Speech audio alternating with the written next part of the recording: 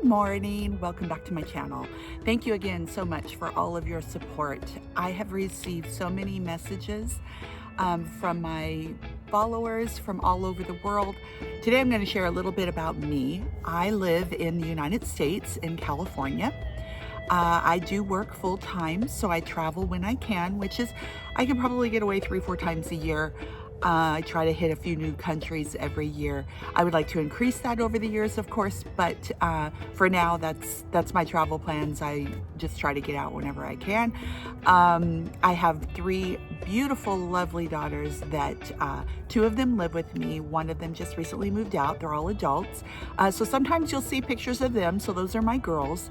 And then I have a few friends that I travel with, mostly with Leslie and Tammy. Those are my 2 big travel buddies, and a shout out to their husbands for allowing them to go and hang out with me in these really awesome places. I do love to travel. I'm still kind of new to the international traveling. I've only been doing it for about 6 years. Before that, I'd been to Mexico and stuff, but that's pretty close for us to travel to. So, but I've been all over the United States. I've hit almost about 45 states, including Alaska and Hawaii. I have a few in the center that I need to still hit, and then like Georgia and Florida.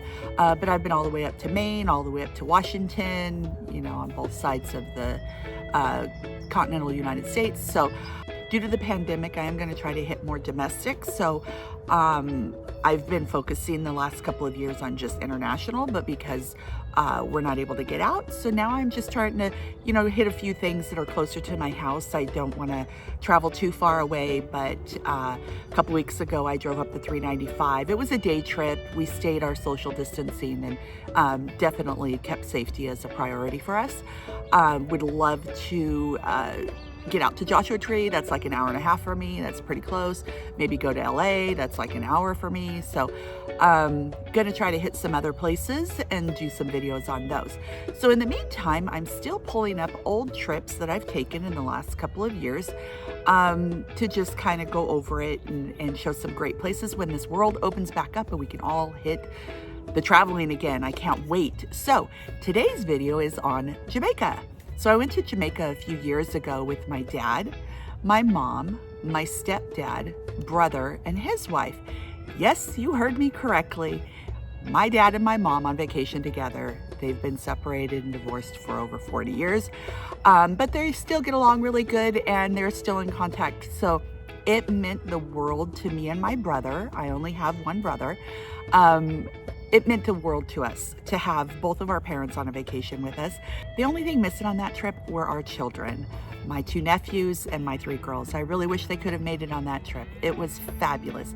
We had a spectacular time. So that's what this video is going to be about.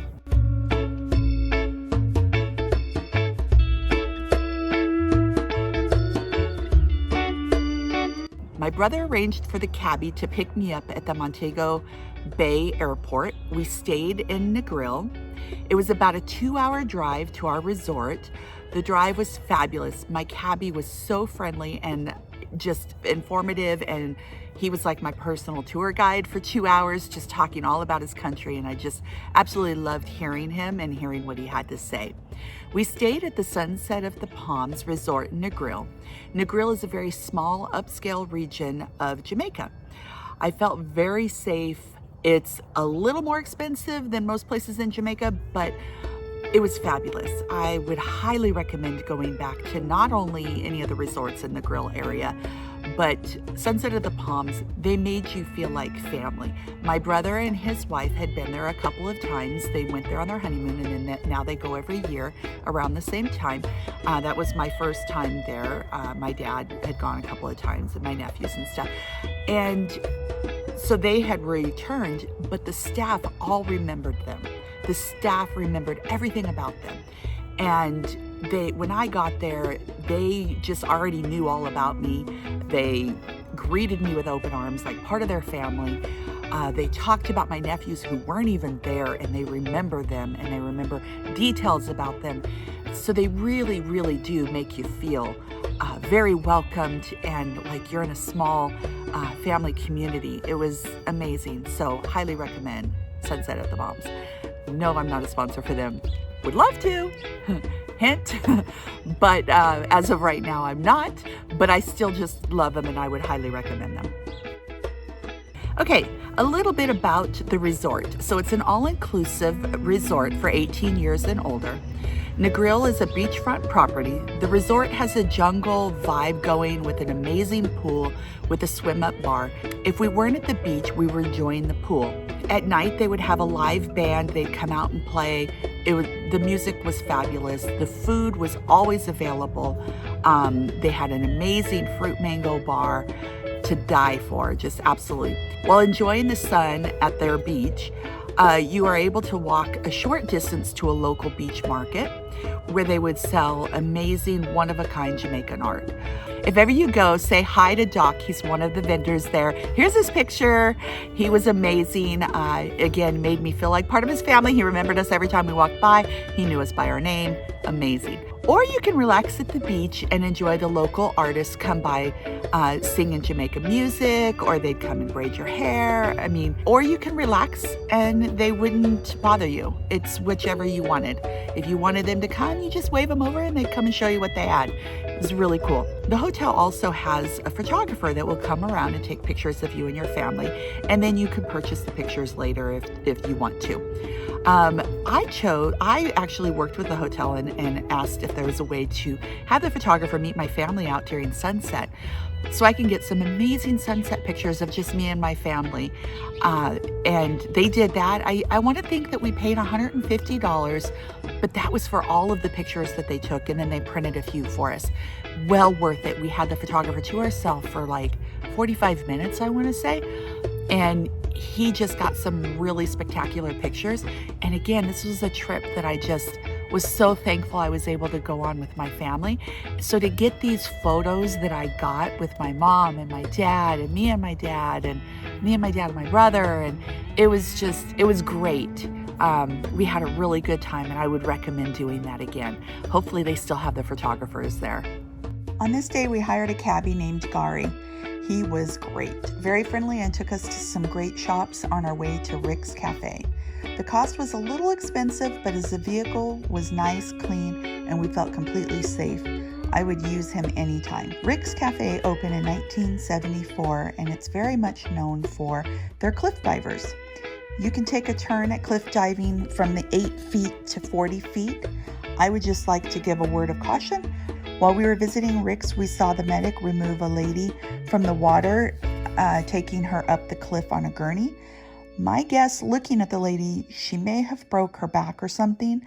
She couldn't move her legs, so I would highly recommend be careful if you do cliff dive. Cliff diving can be very dangerous, and it could really ruin a fun vacation. Rick's is a good location to just sit and have some drinks and watch the cliff divers or enjoy a beautiful sunset. Okay, so one day we drove to Montego Bay to go to Rose Hall, which is a Jamaican plantation house right outside of Montego Bay. Rose Hall is situated on 4,000 acres. The plantation was built in the mid-18th century for John Palmer. The cost was about 30,000 euros. The story goes that John Palmer married Annie, who was born in Haiti and moved to Jamaica to marry John, the owner of Rose Hall Plantation. Annie Palmer is said to be a white witch of Rose Hall. Annie murdered John along with 2 subsequent husbands and numerous male plantation slaves, later to be murdered by one of her own slaves named Taku. A song about the legend called The Ballad of Annie Palmer was recorded by Johnny Cash. For years, Cash owned the nearby Cinnamon Hill Great Hall House. Kind of interesting. Today, the house is open to tours. The mansion is in a Jamaican Georgian style with stone base and plastered upper story with a panorama view over the coast. The mansion was restored in the 1960s. The inside is absolutely splendid with mahogany floors, paneling, wooden ceilings. Some rooms are decorated with silk wallpaper printed with palms and birds. Very stunning. The chandeliers were amazing. It's furnished with mostly European antiques. Outside in the gardens, there's a tomb allegedly houses the remains of Annie Palmer of Rose Hall. The White Witch is a legendary story of the haunted mansion. According to the legend, the spirit of Annie Palmer haunts the grounds of Rose Hall. If anybody watches an American Horror Story, years ago they did an episode or a season on, I want to think it was called The Cult. It had one of the most famous actors portrayed in there was kind of based off of Anne Hall's story and character of how she would treat her slaves. So kind of interesting. If you get a chance, watch it. It's kind of scary. But it was great to visit this amazing plantation and to see how things were done back in the 18th century. So if you get a chance, go by and check it out. It's pretty cool. Okay, so snorkeling, one of my most absolute favorite things to do on vacation. And I will have to say, Jamaica sure did not disappoint. It had some amazing snorkeling right off the beaches of our resort, which was great. So on this day, my brother set up snorkeling with a local snorkel guide, Seymour. He picked us up in his glass-bottom boat on the beach of the resort and took us out about 30 minutes to a very cool snorkeling location. My parents went with us but didn't snorkel, but they really did enjoy the time on the boat. The area he took us to had some amazing reefs. The fish were spectacular. One of my favorite things was they had an anchor. We were able to swim up to it and get some really cool pictures. It was really good because the guide came with us and showed us. We would never have found where the anchor was. And then there was also a cannon. That was really cool too, to be able to swim up to a cannon. But he was able to point out some of the fish life that we would never have seen. Urchins and different fish and slugs. We would never have seen them. We would have swam right on by. But so it was good to have him. It's definitely well worth grabbing one of those. He was just a local. He supplied the masks and the fins. And if my memory serves me correct, it was about $15 a person. Yeah, there were 6 of us that went. But we had a great time and I would definitely do it again. Okay, so I hope you enjoyed the video. Please remember to subscribe, like, share, leave comments. I would love to hear your feedback. Have you ever been there? What did I miss? What did you like the most about it? I would love to hear from you. Still planning the rest of my year, what I'm going to do. We're hoping to hit Colombia in January if everything goes well. But until then, I'm just going to be uploading just old videos and stuff. So I hope you're enjoying. I really do try to make my videos very informative with lots of pictures and costs and information for you to be able to plan a great trip yourself. So let me know if you like it. I'd love to hear from you. Thank you so much again for watching. Thank you for subscribing and keep in touch. Remember, safe travels.